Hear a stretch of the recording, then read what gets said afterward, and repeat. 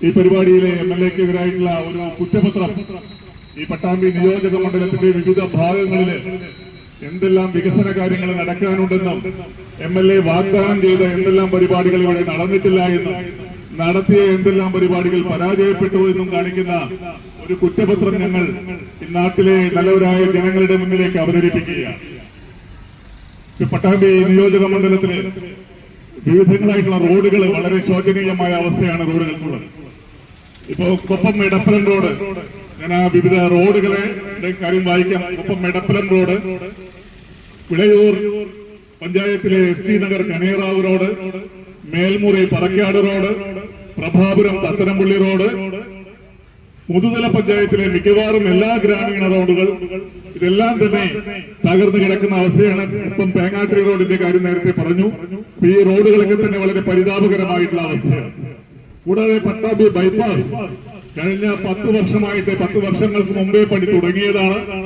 ഇന്നും Pattambi bypass road അത് പൂർത്തിയാക്കാതെ കിടക്കുന്ന അവസ്ഥയിലാണ്. അതുപോലെ തന്നെ വലിയ വികസനത്തിന്റെ പരിവേഷം ഉന്നയിച്ചുകൊണ്ട് നേരത്തെ സംസാരിച്ചവര് പറഞ്ഞു, വാടാനംകുറിശി പട്ടാമ്പി ജില്ലാ ഹോസ്പിറ്റൽ റോഡ് 11.5 കിലോമീറ്റർ റോഡ് കഴിഞ്ഞ 3 വർഷത്തിലേറെ കാലമായിട്ട് ആരംഭിച്ചു. അതിന്റെ അവസ്ഥ വളരെ പരിതാപകരമാണ്. അത് പറഞ്ഞ രീതിയിലല്ല നടപ്പാക്കിക്കൊണ്ടിരിക്കുന്നത്.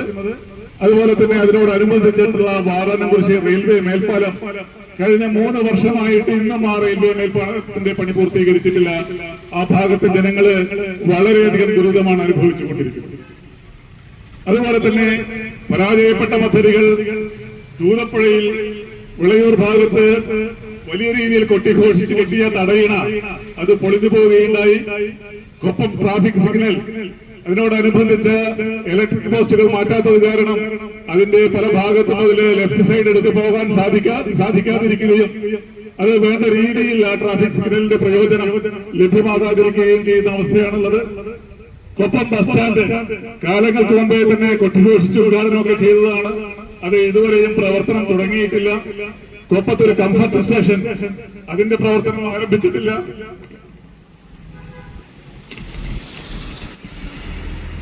കൊപ്പം ജിം അതിന് പണം ചിലവാക്കി അതിൽ ഉപകരണങ്ങൾ വാങ്ങിയെങ്കിലും അത് ഉപയോഗശൂന്യമായിട്ട് കിടക്കുന്ന അവസ്ഥയാണുള്ളത്. അതുപോലെ തന്നെ ഈ പട്ടാമ്പി നിയോജകമണ്ഡലം എന്ന് പറയുന്നത് കേരളത്തിലെ തന്നെ പ്രധാനപ്പെട്ട 2 നദികളായ ഭാരതപ്പുഴയുടെയും തൂതപ്പുഴയുടെയും ഇടയിൽ കിടക്കുന്നതാണ്. ഇവ രണ്ടും മലിനീകരിക്കപ്പെട്ട് കിടക്കുന്ന അവസ്ഥയിലാണുള്ളത്.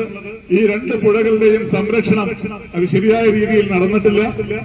അതുപോലെ തന്നെ പട്ടാമ്പിയിൽ അങ്കലാടി ഭാഗത്ത് ഒരു ഹോസ്റ്റൽ, പട്ടികജാതി പട്ടിക വർഗ വിദ്യാർത്ഥികൾക്ക് വേണ്ടി ഉപയോഗിക്കുന്ന ഒരു പോസ്റ്റ് മെട്രിക് ഹോസ്റ്റൽ അത് 40 മുറികളുള്ളതാണ്. അത് കാലങ്ങളായിട്ട് പൂട്ടിക്കിടക്കുകയാണ്. ഇപ്പോൾ അത് സാമൂഹ്യ വിരുദ്ധരുടെ താവളമായിട്ട് മാറിക്കഴിഞ്ഞിരിക്കുകയാണ്. അതുപോലെ തന്നെ പട്ടാമ്പിയിലെ ജനങ്ങളുടെ കാലങ്ങളായിട്ടുള്ള ഒരു ആവശ്യമാണ് പട്ടാമ്പിയിൽ ഒരു പൊതുശ്മശാനം എന്നുള്ളത്. എത്രയോ കാലങ്ങളായി ആവശ്യപ്പെടുന്നതാണ്. അത് 2 പാർട്ടികളും, ഇവിടെ കോൺഗ്രസും ഇവിടെ മാർക്സിസ്റ്റ് പാർട്ടിയും, 2 കൂട്ടരും മാറിയിട്ട് അതിന്റെ ഉദ്ഘാടനവും കഴിച്ചു. പക്ഷേ ഇപ്പോഴും ഈ കഴിഞ്ഞ പഞ്ചായത്ത് തെരഞ്ഞെടുപ്പിന്റെ തൊട്ടു മുന്നോടിയായിട്ടാണ് അതിന്റെ ഒരു ഉദ്ഘാടനം കഴിച്ചത്. അല്ല, അവളെത്തിയില്ലേ? On the way.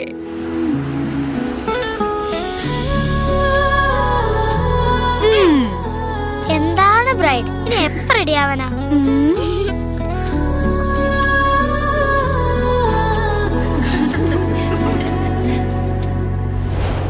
മരുപൂ പോലെ നിറമേകും MX വെണ്ണിലാവായ നുള്ളാകെ MX.